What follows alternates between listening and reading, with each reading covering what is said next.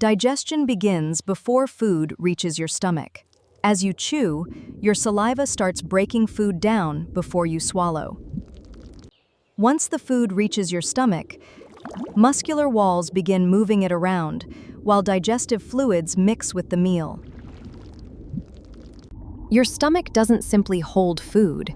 Its muscular walls contract repeatedly, physically mixing the meal with digestive fluids. As the meal mixes with gastric secretions, proteins begin breaking down, while the stomach gradually turns the food into a softer mixture. The stomach doesn't empty all at once. Small amounts of the softened food mixture pass through the pylorus into your small intestine.